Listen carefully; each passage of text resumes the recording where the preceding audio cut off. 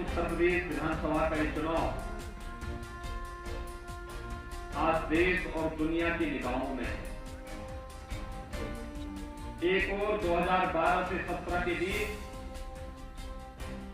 उत्तर प्रदेश में व्याप्त अराजकता, गुंडागिर्दी, दंगे, बेटियों की सुरक्षा खतरे में,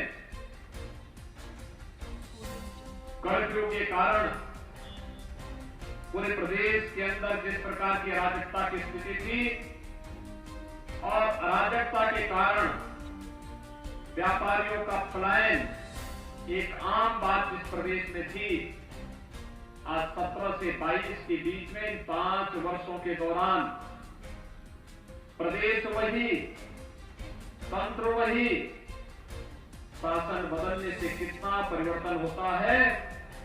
क्या उत्तर प्रदेश में कर्फ्यू नहीं लगता, बल्कि यहां पर शानदार कावड़ यात्राएं निकलती हैं। ये वही प्रदेश है जहां बेटियों की सुरक्षा खतरे में थी, बेटियां स्कूल नहीं जा पाती थी। आज वही बेटियां अपने घर में रहकर के अपने माता पिता के संरक्षण में स्कूल जाती हैं। आज उनकी सुरक्षा के लिए किसी प्रकार का कोई खतरा नहीं है।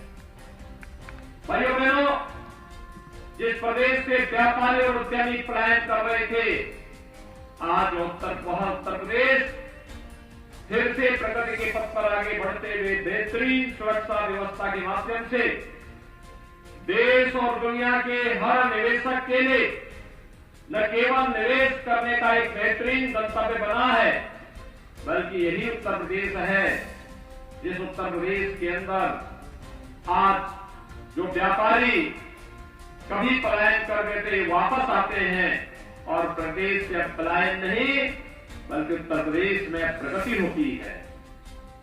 ये बदलाव देश और दुनिया के लिए आश्चर्यजनक भी दिखता है।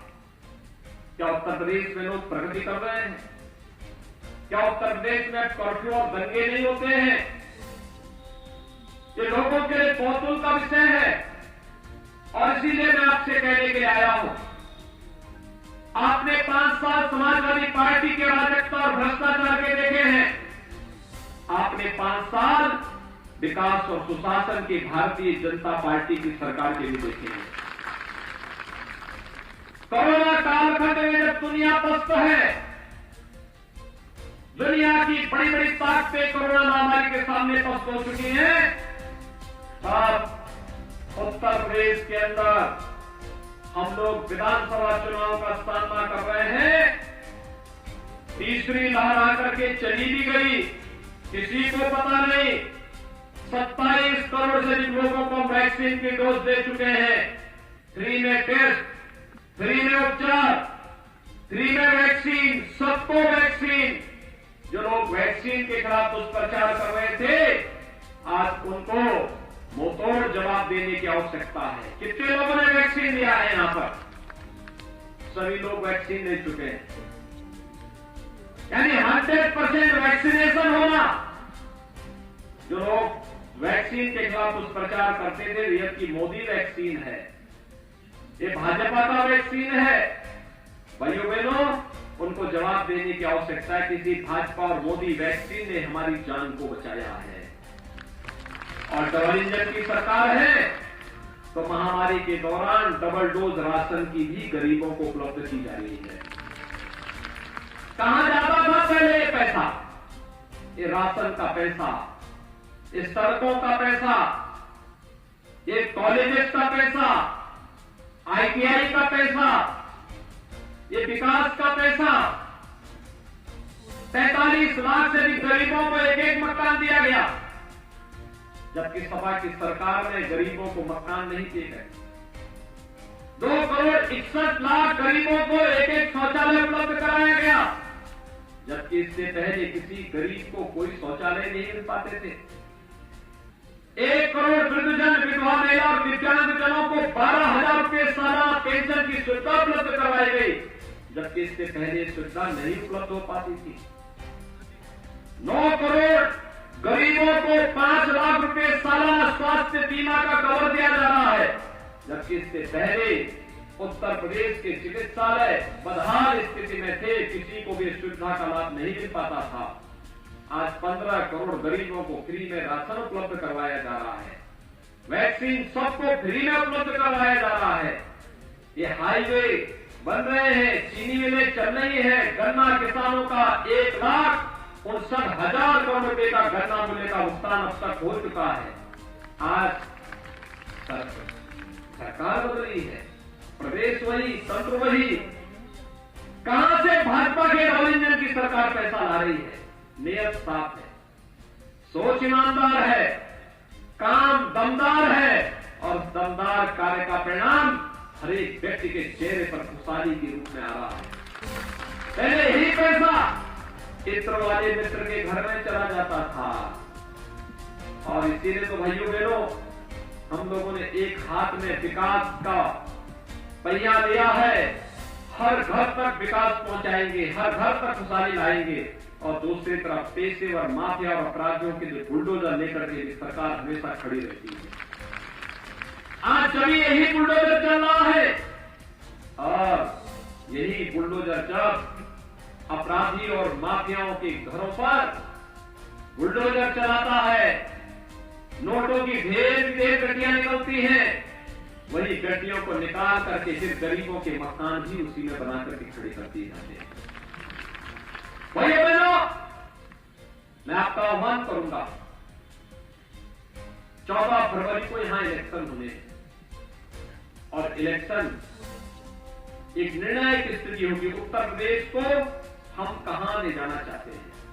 आपका एक वोट उत्तर प्रदेश की तकदीर को बदलने में कितनी निर्णायक भूमिका का निर्वहन किया था।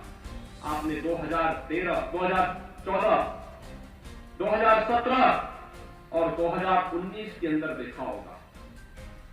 2019 में अगर कंवर सिंह तंवर यहां से सांसद बनते तो विकास की प्रक्रिया को और तेजी के साथ आगे बढ़ाने में मदद मिलती। लेकिन आपने 2017 में श्री चेतन चौहान जी को यहां से विधायक बनाया। उन्होंने पूरी मेहनत से कार्य करने का प्रयास किया, लेकिन दुर्भाग्य था कोरोना महामारी के कारण वे असमय हमारे बीच से चले गए। आपने यहां से श्रीमती संगीता चौहान को यहां से विधायक चुनकर के भेजा। उन्होंने अपने स्तर पर प्रयास किया। भारतीय जनता पार्टी ने इसलिए आज आपके सामने एक युवा प्रत्याशी के रूप में से देवेंद्र नागपाल को अपना प्रत्याशी बनाकर उतारा। और भाइयों बहनों, श्री देवेंद्र नागपाल आपके बीच में सांसद के रूप में, विधायक के रूप में काम किए हैं। तो कोई नया चेहरा नहीं है। आपने उनके व्यवहार को देखा है, उनकी कार्य पद्धति को देखा है और इसीलिए मैं आपका आह्वान करने के लिए आया हूं। एक अवसर है हम सबके सामने। प्रदेश जिस तेजी के साथ विकास की प्रक्रिया के साथ आगे बढ़ा है, सुरक्षा सुशासन के जिन नए मापदंडों को प्रदेश स्थापित कर रहा है, आपका अमरोहा जनपद भी उससे वंचित न होने पाए, इसके लिए भारतीय जनता पार्टी ने श्री देवेंद्र नागपाल को नौगामा सादात से, राजीव तरारा को भरोड़ा सुरक्षित विधानसभा सीट से, श्री राम सिंह सैनी को अमरोहा से और महेंद्र सिंह खड़गवंशी को हसनपुर विधानसभा सीट से अपना प्रत्याशी बनाकर उतारा। भाइयों बहनों, मेरी आप सबसे अपील होगी, पिछली बार इस जनपद की 3 विधानसभा सीटों पर भारतीय जनता पार्टी का प्रत्याशी चुनाव जीत करके गया था और इसलिए मैं इस बार कहूंगा, इस बार चारों की चारों भारतीय जनता पार्टी को जिताइए और विकास ये हमारे जिम्मे छोड़ दीजिए। हम विकास भी करवाएंगे, सुरक्षा भी देंगे, आस्था का सम्मान भी करेंगे, गरीबों का कल्याण भी करेंगे और विकास के लिए किसी भी व्यक्ति को कहीं गुहार लगाने की आवश्यकता नहीं पड़ेगी। आपके घर तक विकास योजना स्वयं पहुंच करके आएगी। यही आह्वान करते हुए आज के इस अवसर पर मैं आप सबका आह्वान करूंगा, श्री देवेंद्र नागपाल को भारी बहुमत से कमल चुनाव चिन्ह पर चुनाव जिता करके आप भेजने का कार्य करेंगे। आप सभी लोग सहमत हैं?